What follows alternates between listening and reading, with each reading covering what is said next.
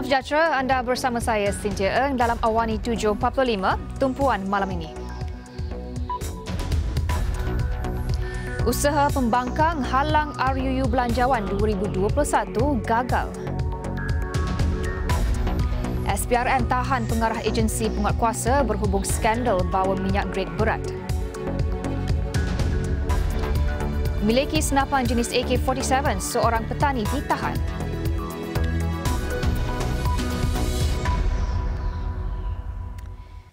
Dua lagi individu termasuk seorang pengarah agensi penguatkuasa ditahan Suruhanjaya Pencegahan Rasuah Malaysia bagi membantu siasatan kes skandal rasuah berhubung kelulusan dan pengecualian khas kepada beberapa syarikat untuk membawa minyak grade berat di perairan Malaysia.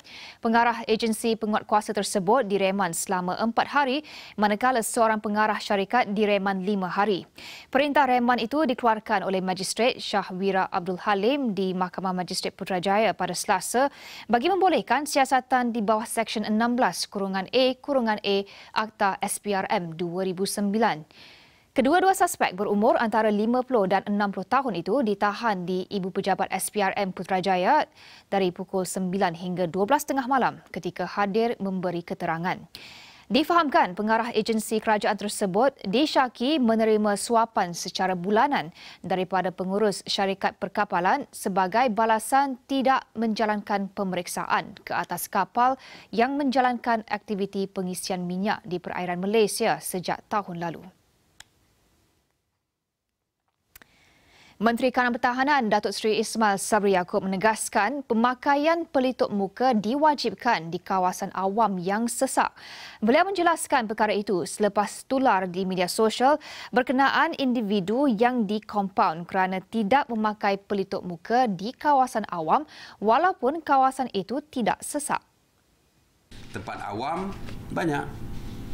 Taman awam adalah tempat awam.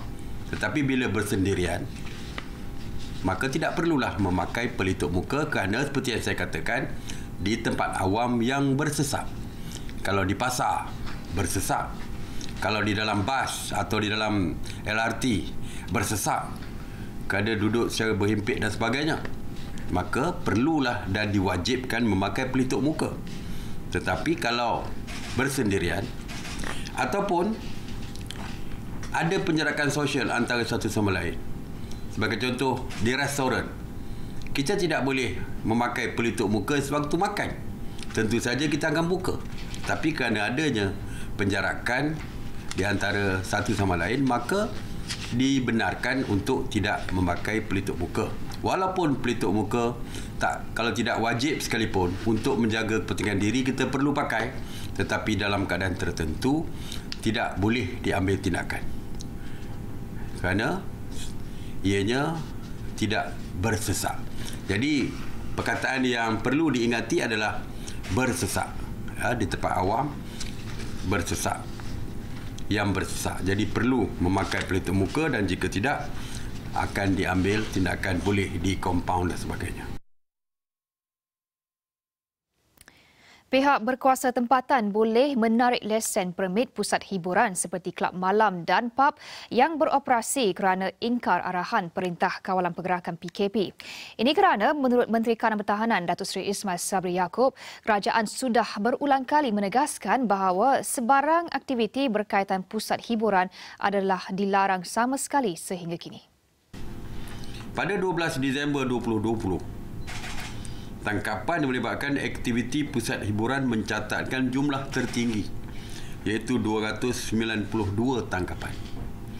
Oleh itu, saya ingin mengingatkan dan meminta sekali lagi kepada pihak berkuasa tempatan untuk bertegas dan tidak bertolak ansur sama ada menarik semula lesen premis terbabit yang sekaligus akan menghentikan operasi mereka untuk selama-lama jika masih berdegil. Kita semua bertanggungjawab sepenuhnya untuk mengekang dan seterusnya memutuskan rantaian penularan COVID-19.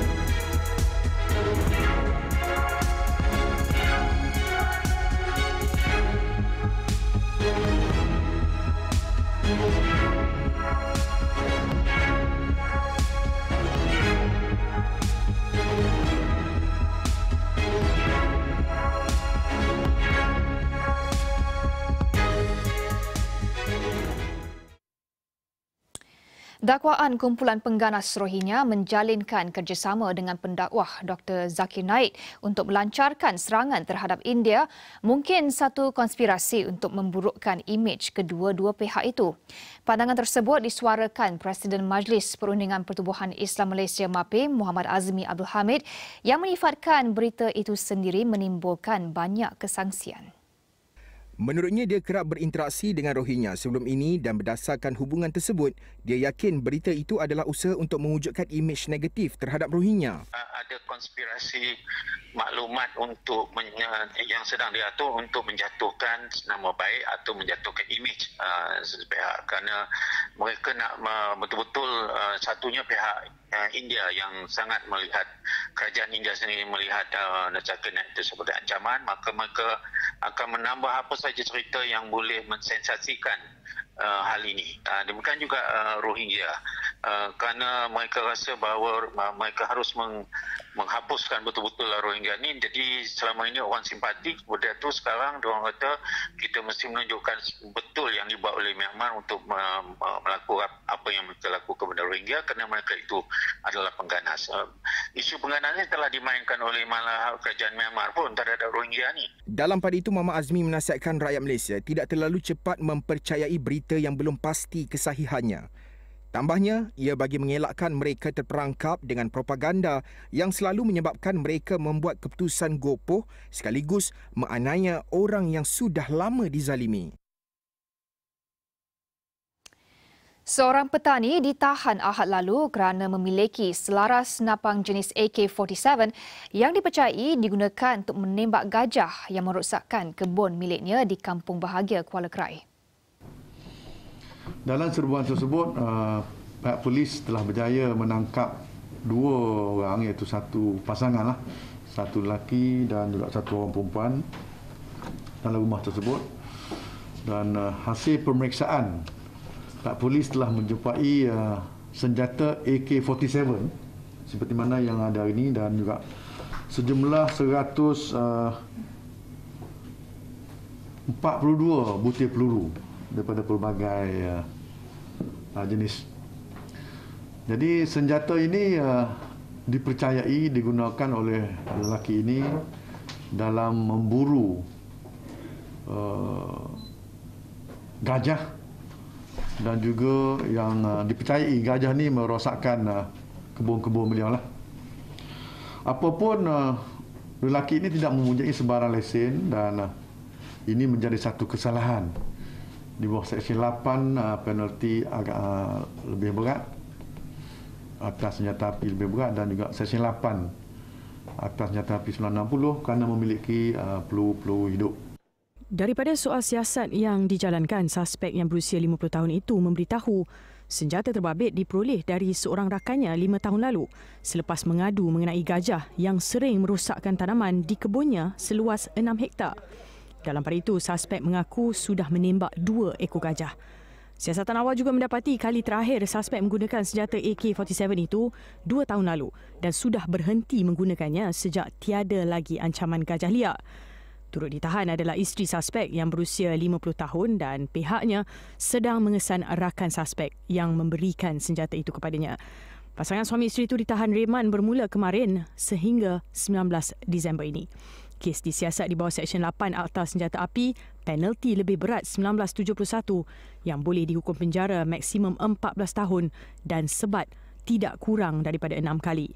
Ia juga disiasat mengikut Seksyen 8A Akta Senjata 1960 kerana memiliki senjata api dan peluru dengan menyalahi undang-undang dengan hukuman penjara maksimum 7 tahun atau denda maksimum RM10,000 atau kedua-duanya.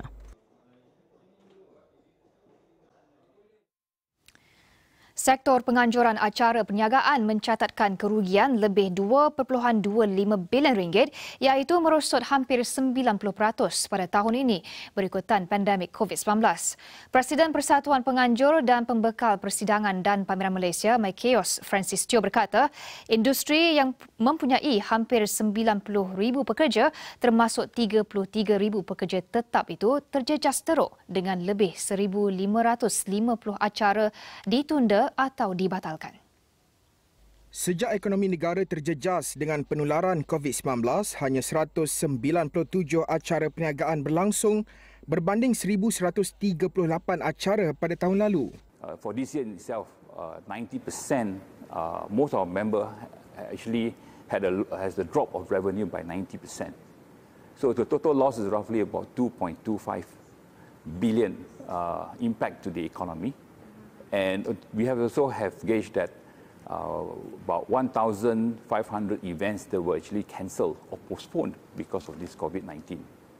Untuk merancakkan semula industri itu, katanya Mekios tampil dengan inisiatif baru melancarkan kempen dengan hashtag Save Our Convention Centres.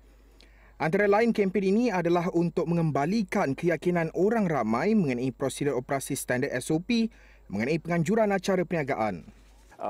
All our SOPs are basically is required by the MOH, but we have actually put in a much more stringent SOP. For example, in terms of events, we have a density count. So in a certain area, we can allow a maximum number of people into that for the event. So we actually work out a formula like in the sense that for every 1,000 square meter, we actually allow 250 people in that 1,000 square meter space. First form of traveller that will come to the country will be business traveller. So that is the emphasis right now, to encourage business traveller to travel first. And they have actually rolled out a very interesting packages and as well as grant to encourage more of traveller within this region. For example, I think you have maybe heard that in Singapore, they have the World Economic Forum has moved from Davos to Singapore in May next year. That shows that the world is putting an eye on Asia. And we know that Asia is the best place or the most safest place to conduct this business event. So we have to catch up. We have to make sure that we are also in the same boat, that we have to take that right as well.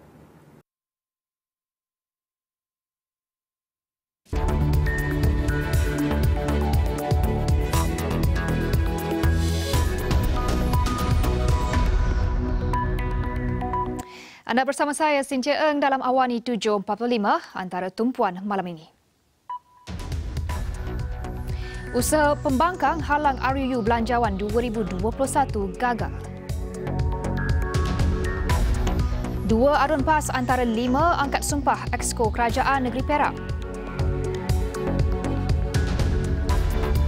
Hari sedih untuk negara, Profesor Diraja Ungku Abdul Aziz Ungku Abdul Hamid meninggal dunia. Dewan Rakyat meluluskan Rang Undang-Undang Perbekalan Belanjawan 2021. Ia selepas 2 percubaan pihak pembangkang untuk memanggil undian belah bahagian di peringkat akhir jawatan kuasa dan bacaan ketiga gagal. Menerusi kedua-dua undi belah bahagian itu, Yang di-Pertua Dewan Rakyat, Datuk Azhar Azizan Harun mengumumkan 111 wakil rakyat menyokong, 108 tidak menyokong, sementara seorang lagi tidak hadir. Terdahulu, RUU Perbekalan 2021 dibentangkan untuk bacaan kali ketiga oleh Menteri Kewangan Tengku Datuk Seri Zafrul Tengku Abdul Aziz dan disokong Datuk Seri Muhammad Azmin Ali. Ia selepas 2 minit loceng pertama dibunyikan bagi membolehkan ruang masa diberi kepada ahli parlimen untuk berada dalam Dewan. Undian belah bahagian dijalankan selepas lebih 15 ahli parlimen bangun menyokong supaya RUU itu diputuskan menerusi belah bahagian. Dan bersetuju dengan usul itu. Saya mencadangkan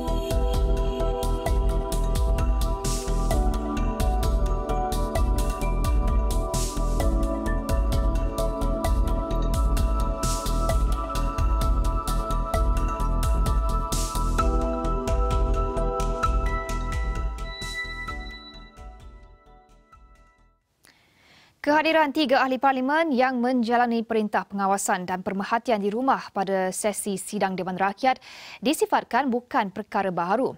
Yang di-Pertua Dewan Rakyat, Datuk Azhar Azizan Harun berkata, pengecualian sama telah diberikan Kementerian Kesihatan dalam kes-kes tertentu termasuk melibatkan pesakit bawah siasatan PUI.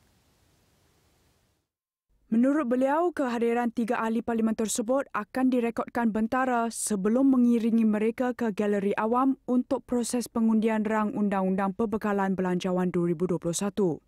Pengenalan diri akan disemak oleh bentara yang berkenaan semasa kehadiran dicatatkan dan juga semasa ahli-ahli yang berhormat tersebut bergerak menuju ke Dewan untuk mengundi. Ya. Untuk maklumat semua ahli yang berhormat juga, saya difahamkan bahawa pengecualian ini bukanlah sesuatu yang baru sebenarnya. Sebaliknya sebelum ini pengecualian yang sama juga telah turut diberikan kepada patient under surveillance PUS untuk menghadiri upacara pengkebumian dan melawat pesakit di hospital bagi kes-kes kecemasan juga. Beliau berkata demikian bagi menjawab pertanyaan Nurul Izzah Anwar PKR Pematang Pau yang mahukan penjelasan mengenai rekod kehadiran dan pengenalan ahli parlimen berkenaan. Sementara itu, Ketua Pembangkang Datuk Seri Anwar Ibrahim pula memohon penjelasan berhubung kehadiran 3 ahli parlimen tersebut. Mereka yang dimaksudkan ialah Menteri Kesihatan Datuk Seri Dr. Adham Baba, Menteri Sumber Manusia Datuk Seri M. Saravanan dan P. Prabhakaran PH Batu. Menjawab pertanyaan tersebut, Azhar berkata, kehadiran mereka mendapat kebenaran bertulis daripada Ketua Pengarah Kesihatan Tan Sri Dr. Noor Hisham Abdullah. Ketiga-tiga ahli parlimen berkenaan terlebih dahulu telah menulis surat permohonan kepada Dr. Noor Hisham untuk diberikan pelepasan kepada mereka, jelas Azhar. Sehubungan dengan itu, Tan Sri Ketua Pengarah Kesihatan Malaysia melalui surat kepada ketiga-tiga ahli-ahli yang berhormat tersebut bertarikh 14 Disember 2020 telah meluluskan permohonan yang berhormat tersebut untuk pelepasan masa, time off, menghadiri pengundian di Dewan Rakyat pada 14 hingga 17 Disember 2020 dengan syarat-syarat yang ditetapkan. Kebenaran ini diberi secara bertulis. Saya ada salinan, kalau anda lihat boleh saya beri nanti. Azhar pada masa sama turut memohon maaf kepada Anwar susulan tidak memberikan penjelasan berhubung perkara itu pada Isnin. 5 ahli Dewan Undangan Negeri Perak termasuk 2 daripada PAS mengangkat sumpah sebagai ahli Majlis Mesyuarat Kerajaan Negeri atau EXCO. Istiadat berlangsung di hadapan Sultan Perak, Sultan Nazrin Muizzuddin Shah di Istana Kinta di Ipoh petang tadi. 2 aduan PAS itu ialah Razman Zakaria Gunung Semanggul dan Muhammad Akmal Kamarudin Selama. Turut mengangkat sumpah adalah Datuk Noli Ashilin Muhammad Razi Tualang Sekah dan Datuk Abdul Yunus Jamhari Kuala Kurau dari Parti Pribumi Bersatu Malaysia Bersatu serta Ahmad Saidi Muhammad Daud Cangkat Jering dari UMNO. Istiadat angkat sumpah dihadiri Menteri Besar Datuk Sarani Muhammad, Hakim Utama Mahkamah Tinggi Ipoh Datuk Hisham Hashim dan Setiausaha Kerajaan Negeri Datuk Ahmad Suaidi Abdul Rahim. Pada 10 Disember lalu, Sarani mengangkat sumpah sebagai Menteri Besar Perak ke-14. Ia disusuli dengan 5 exco mengangkat sumpah pada hari sama. Mereka merupakan 4 adun dari UMNO dan 1 dari Bersatu. Selepas pelantikan 10 exco itu, bermakna kesemua 9 exco lama dikekalkan dengan tambahan Datuk Zainul Fazli Paharudin dari Bersatu.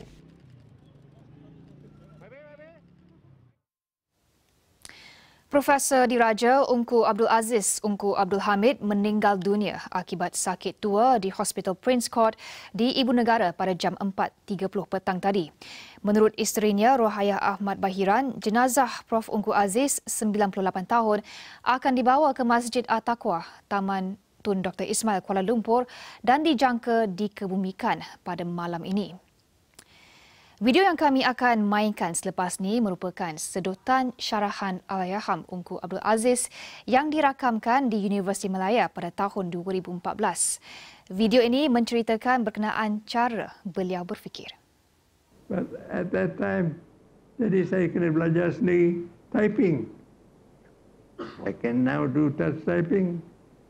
Dan tadi saya ceritakan, saya menyimpan di dalam data bank saya 16,000 pantun untuk buku yang terbit sekali hujung tahun ini. Sekarang dah hampir siap. pantun. Jadi saya punya minat kepada saya tentang politik, tentang kemiskinan. Saya rasa itu saya serah pada orang politik lagi. Pasal umur saya sudah 92, saya boleh pilih topik yang lain. So I get out of that topic. That's why I'm not really much involved politically. Saya baca surat khabar hari, 5 surat khabar. Tapi I don't necessarily depend on the newspapers for my thinking. I read books, which is much better. Anyway, what you have to do is kita mesti berfikir dan berfikir. Bila kita buat satu benda, kita fikir apa kita telah fikir. Kita ingat semula. Bagaimana yang kita fikir itu dia punya keputusannya. Betul atau tidak? Are we just chasing, kata orang Inggeris, chimera, angan-angan saja? Jangan. We have to think carefully and logically.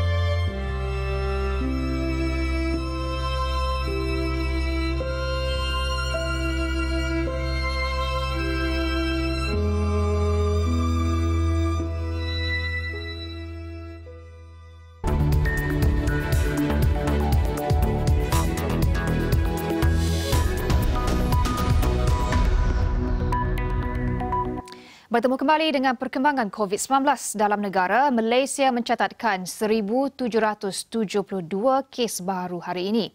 Dan ini menjadikan jumlah kes positif COVID-19 di Malaysia adalah sebanyak 86,618 kes. Sementara jumlah kes aktif dengan kebolehjangkitan adalah 14,515 kes. Sementara itu, kes yang pulih hari ini ialah 1,084 kes, menjadikan jumlah kumulatif kes yang pulih sepenuhnya dari COVID-19 sebanyak 71,681 kes. Sehingga kini terdapat 118 kes positif sedang dirawat di ICU dan 56 kes memerlukan bantuan pernafasan. Terdapat pertambahan 3 kes kematian berkaitan COVID-19 hari ini, menjadikan jumlah kumulatif kes kematian di Malaysia adalah 422 kes. Setiap tahun, Perbadanan Produktiviti Malaysia (MPC) komited menganjurkan Annual Productivity and Innovation Conference and Exposition (APIC) yang menjadi platform perkongsian amalan terbaik produktiviti dan inovasi negara dalam pelbagai sektor. Kali ini ia dianjurkan sepenuhnya secara dalam talian pada 17 hingga 20 November lalu. Ketua Pengarah MPC Datuk Abdul Latif Abu Seman berkata penganjuran itu berjaya menarik penyertaan sektor awam dan swasta selain pelbagai projek inovasi baharu dibentang. Pada tahun ini, sejumlah 244 kumpulan telah membentangkan projek penambahbaikan yang bersifat inovatif dan kreatif dan telah mencatatkan penjimatan kos sebanyak 553 juta ringgit. Saya juga amat berbesar hati untuk memaklumkan bahawa penyertaan dalam projek-projek yang telah dibentangkan sepanjang 4 hari adalah terdiri daripada pelbagai sektor, iaitu daripada sektor awam sebanyak 36%, sektor perkilangan 36% juga, sementara daripada sektor perkhidmatan pelibatan sebanyak 20%. APIC 2020 turut mengiktiraf pasukan cemerlang yang memenuhi keperluan industri 4.0 termasuk penambahbaikan serta penjimatan dalam projek dilaksanakan. Untuk perawatan total penjimatan daripada kita punya projek lebih 200 projek adalah lebih setakat ini dekat 4 juta lah. Next year kita target 8 yang telah dipersetujui oleh pihak manajemen. Setakat ini adalah 89 projek mesti completed untuk tahun 2021. Projek ini adalah macam bertujuan memang untuk patient safety to reach patient fall. So dia adalah untuk support kita punya international patient safety. Jadi dalam masa yang sama, hospital kita macam kita kekurang, bukanlah macam reduce of patient. Dalam masa yang sama kita boleh come up dengan idea untuk kita buat projek-projek inovatif ni. Inisiatif ini diharapkan dapat dilaksanakan secara berterusan dan menjadi budaya dalam setiap organisasi memacu produktiviti negara. Majlis itu turut dihadiri Timbalan Menteri Perdagangan Antarabangsa dan Industri MITI Datuk Lim Ban Hong dan Pengarah MPC Datin Zainun Bakar.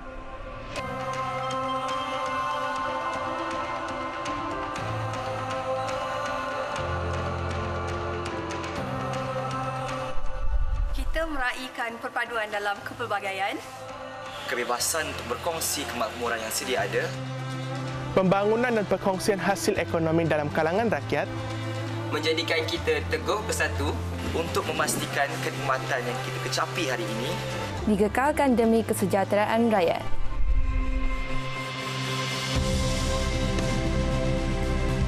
Kemakmuran bersama adalah model pembangunan baharu untuk semua. APEC 2020 yang menutup tirainya pada 20 November 2020 telah memeterai Deklarasi Kuala Lumpur 2020 dengan meletakkan 6 keutamaan yang akan memandu rantau Asia Pasifik. 6 keutamaan Deklarasi Kuala Lumpur 2020. Pertama, memerangi dan mengurangkan impak COVID-19. Kedua, pengisytiharan visi Putrajaya APEC 2040 untuk merangka masa depan untuk rantau Asia Pasifik lanjutan Matlamat Bogor 1994. Ketiga, pelan pelaksanaan komprehensif dimuktamadkan untuk dipertimbang pada 2021. Keempat, menambah baik naratif perdagangan dan pelaburan dengan menyokong langkah pembaharuan dilaksana Pertubuhan Perdagangan Dunia WTO. Kelima, penyertaan ekonomi yang inklusif melalui ekonomi digital dan teknologi. Keenam, memacu kemampanan inovatif. APEC 2020 memacu agenda kemakmuran bersama. Raikan kemakmuran bersama.